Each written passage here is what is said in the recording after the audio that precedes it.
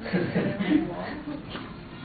a speech tonight in Moscow, the president issued a direct challenge to terrorist nations around the world. What are the risks involved in such a bold policy initiative? I hated your speech tonight. I'm afraid I wanted against the back it up. Air Force One, take off. Thank you for your hospitality, Moscow.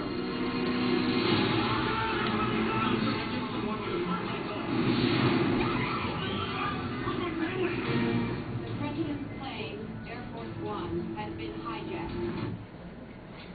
Okay. This is obviously not our president. This obviously didn't occur today. Does anyone know what movie trailer this is from? Yes. From Air Force One. Today I want to describe for you the special features and the amenities of the presidential plane Air Force One. This movie is just a movie, so we cannot base facts off of this Hollywood version. What we can ask is, some of these things that occur in the movie, is it real? All week I've been studying this aircraft, and I would like to share some of the information with you that I found. Air Force One is an iconic symbol of our country. It stands for leadership strength in our class. We have all heard of Air Force One at least one time or another in our lives. I will be describing for you the special features of the presidential plane the Air Force One offers. These special features and amenities, the security precautions, and advanced technology. This is Air Force One for people who don't know what it looks like. I honestly didn't know what it looked like, so hopefully it helps you out. Let's first start out with what is Air Force One. One thing you may not know is Air Force One is not the name of the plane. It's actually the call signal for any plane that the president is on. So if it's a helicopter, it's Helicopter One. If the president's not on this plane, it is not Air Force One. Air Force One is a 747 jet series. It can fly up to 9,600 miles at a max speed of 700 miles per hour, according to Kenneth T. Walsh, who is the chief White House correspondent. This 747 jet can hold up to 102 people, 26 crewmen, and the rest are going to be Secret Service, reporters, and guests. The 747 jet also has 4,000 square feet of interior floor space.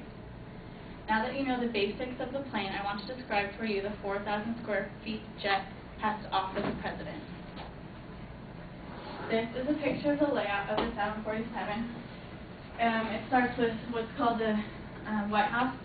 In the front and towards the back is going to be the guest services. There's 3 decks, top deck, and that's going to show you their cargo part.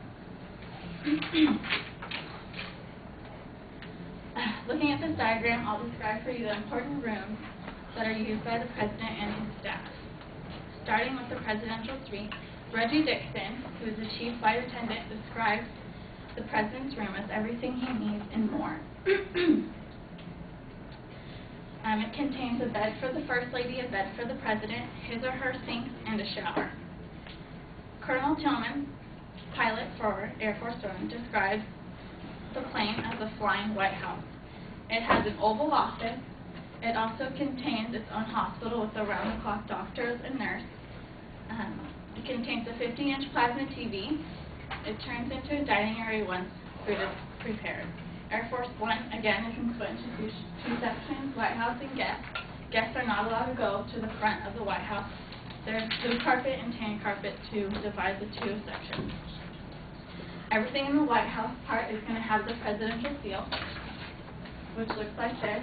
When I say everything, I mean everything. It's the seatbelt, the jackets, the napkins, the forks, the plates, everything has the presidential seal. These are just some of the amenities that the Air Force One has to offer to the president. Now I want to describe for you the security measures the president's staff takes to ensure the safety of our president. There are 2 747 jets that will fly that are all going to be in close proximity to each other. One is a backup plan just in case one of the planes shuts down or there's some type of attack. According to History.com, some of the defense mechanisms are infrared missiles and radar jamming technology. They also have top secret aerial defense and electronic countermeasures. A good example of how a plane can act as a bunker would be the terrorist attack for 9/11. A lot of people asked where Bush was, and he was actually in the air. His pilot, Mr. Tillman, wouldn't allow his plane to land because there was just too many things going on. They didn't know where any of the attacks were going to occur, so they just kept it flying in the air. Another measure is the plane can actually refuel while in air, so the president never has to land, refuel, and go back up. It's another safety precaution they take. There's always Secret Servicemen located outside the Oval Office on the plane. Also, in advance of every Air Force One to the destination, there's a plane called C-141. This is a cargo carrier plane toting all the president's bulletproof vans, his limos, all the weapons he needs. It also carries Marine One, which is his helicopter, where he can get from small locations instead of carrying the big Air Force One jet 747. According to Harrison Ford, Air Force One contains an escape pod and a parachute. The Army would quickly deny all these, but we can't really justify whether or not it's real or not. We just got to believe them. Safety precautions are highly confidential, so it's very hard to find security measures. After discussing a few defense mechanisms, I want to describe for you the communication devices. According to Colonel Tillman, again the pilot of Air Force One, the plane has many communications to stay in contact with Congress and with the White House. This includes 87 phones. The phones are actually located on the top floor of the jet. The 50-inch plasma TV that I had told you before serves as a telecom to have meetings while flying 46,000 feet up in the air. With the touch of a button, pads will turn on and off, blinds will shut and open. According to Ken Walsh, the past White House correspondent, Air Force One can be an effective airborne command center in any national emergency. Today I have described for you the amenities and communications on board Air Force One.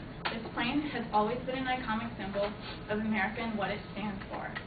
So next time you fly Delta and you find yourself next to that smelly guy or can't move anywhere, just think what you could be flying in if you were the President of the United States. Thank you.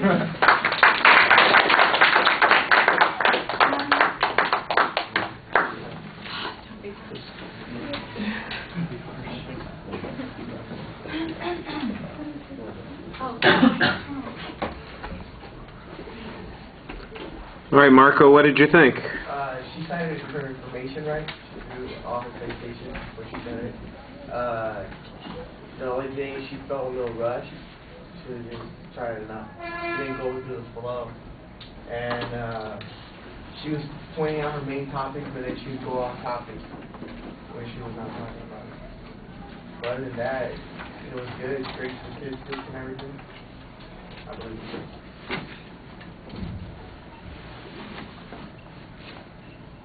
All right.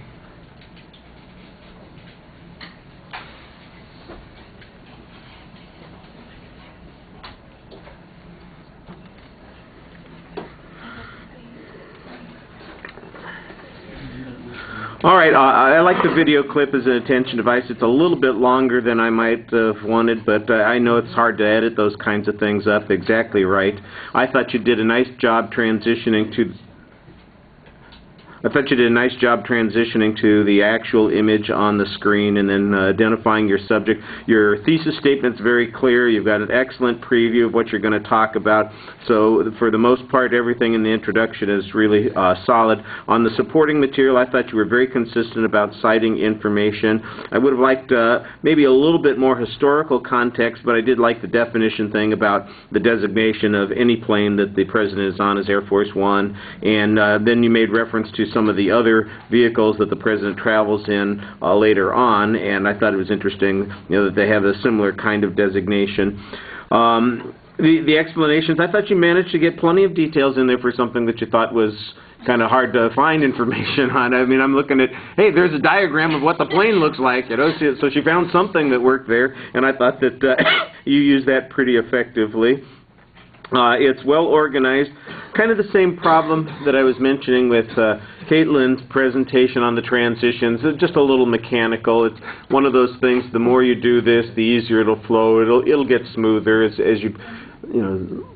it's one of those things that just comes a little more naturally. So it's Everybody goes through different levels when they're learning something. When you first learn something, it feels awkward to do it. And then you get to a point where it's more skillful, and then you get to a point where it's integrated and you do it without even thinking about it. And right now you're kind of at that awkward point on the transition sort of thing. Like I said, I thought you planned the visuals very well. You did a good job on that. The presentation is where there's a little bit of anxiety. You're taking that deep breath. It's just us. We're going to talk about speech anxiety. You came across a little more nervous than I could imagine that you would need to be, because you've got good material. You seem like you're well prepared. Sugar.